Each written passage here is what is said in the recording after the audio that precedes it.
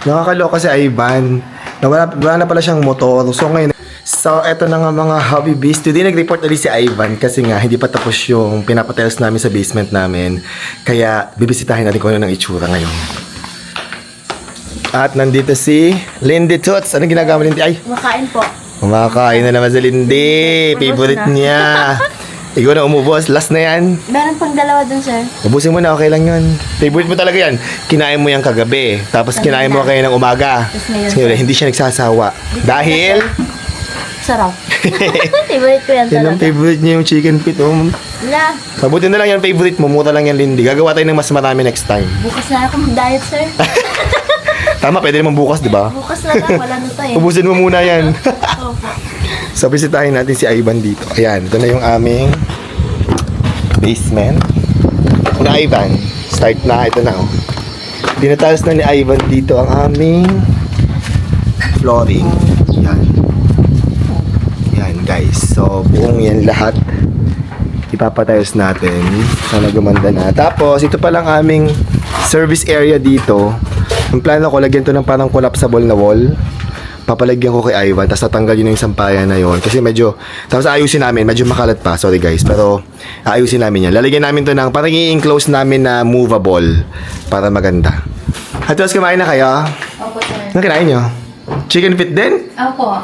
Kaloka, akala ko nagluto si Tia. Meron, sir. Ito. Mamayang gabi na lang po. Ano niluto ni Tia? Ginataan. Ayan, yung tulingan ni Tia Julie, ginataan niya. Nilagyan niya ng talong kasi wala kaming mustasa. Ano, Tia? Oo. Ayun ba? Parang nilagyan mo ng sili ito, Tia. Oh, yes. Sarap. Sarap kasi ng chicken feet, sir. Sabi ng chicken feet, tama sabi ko sa inyo guys. Gayahin niyo yung recipe ko ng chicken feet, magugustuhan niyo. Opo. Favorite dito yan, talagang hindi nakakasawa, nakakaganang kumain. Papakanin talaga, sir. Papakanin ka sa sarap na, Tia. Hindi makakapagbayan. Tama. Mamayang gabi na lang natin kainin to, di na ako magluluto. Pero gagawin natin ngayon, Ate Rose, Tia Julie, magbibig tayo ng Okay. chocolate cake. Madami para sa bazaar natin, ha? Mamayang pagkatapos ng mga meetings ko. Okay. Luto na ang ganache na niluto ni Ate Rose. Ayan, ganyan kadami. Ang ginawang ganache ni Ate Rose. Nakita niyo, diba? So, ang dami. And, gulit na kami ng mga chocolate cake namin. Yung iba nakasala na dito sa ating oven. Mamaya, palalabigin lang natin itong ganache tapos maglalagay na tayo sa mga chocolate cake natin. At available po ito sa aming bazaar from May 6 to May 10 sa Ayala Mall, Terraces sa Fairview. So si Ivan, inabot na ng gabi pero hindi pa rin siya tapos sa pagtatiles. Parang mga 2 days pa yan. And sabi ko kay Tia Julie, ibigay na lang ko yung mga ulam namin sa para may uwi na ni Ivan. Dahil magluluto naman kami ng mga bagong ulam dito. Para may uwi si Ivan sa kanyang family. And bibigyan ko na rin ng sapatos to.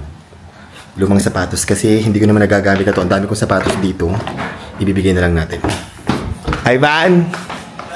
Halika. Yan si Ivan, oh. Ginabi na dito paggagawa. Ano size ng paa mo? 9, sir. Oh, ayan. Magkasing size tayo. Ayun, no? Oh, yan. Sa'yo na yan. Kasi no, nakayapak, oh. Yan. Sa'yo na yan. Hindi ko na nagagamit yan. Kaya Julie, binigay mo yung mga ano? Yung Food. Ayan. Sige, uwi na ikaw at gabi na. Bukas uli. Sige, sir. Thank you. Ivan! Nasaan ka? Paano ka pala umuwi? Naglalakad ka? Saan? Saan ka sa naglalakad? Saan ka lumalabas? Yan po, hanggang sa labas. Saan labasan? Yan po, sa may gate. Gate ng sa likod or sa harap? O, hatid ka namin. Magano tayo? Mag-e-bike tayo. Hatid ka namin. Nakakaloka si Ivan. Wala na pala siyang motor. So ngayon, naglalakad lang siya. Medyo malayo dito sa aming bahay. Meron naman kaming e-bike. Ihahatid na lang namin. Kawawa naman, sobrang dilim na dito. Tapos medyo malayo-layo rin yung lalakarin niya. So kami dalawa ni Lindy ang maghahatid kasi hindi kami kasya. At si Lindy ang pinakamagaan. Mabigat si Atos, mabigat si Tia Julie. So baka magtula kami, hindi na naman kami makaahon. So kami dalawa ni Lindy ang maghahatid. Sige po. Okay, dito na si Ivan. Ihahatid na natin. Let's go. Teka lang, wait. So Ivan, naglalakad ka lang everyday? Opo, sir. Hindi pa malayo? Kaya naman, sir. Sanay na po. Naglalakad siya dito. Ang dayo dito guys talaga sa amin. Yung ito, ang dayo ng inaano namin. Para maglakad, exercise mo na rin. Bagay, sir, kasi 1.3 kilometers lang naman. Ay, 1.3 naman, no? Opo. Kaya naman ang i-jogging. Exercise na din yan. Exercise.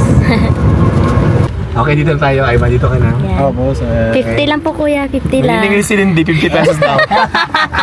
Bye, bye. Bukas na ulit. Bye-bye. Thank you very much. So after namin ihatid si Ivan, narinig ko, sabi ng mga guard doon, ihatid din daw nila si Ivan. Kasi parang malapit naman na from the gate, papunta doon sa bahay ni na Ivan. Pag nakakita ng mga tao na you're doing kindness to people, nakakahawa siya. So, nakakatawa. Good job, mga guard.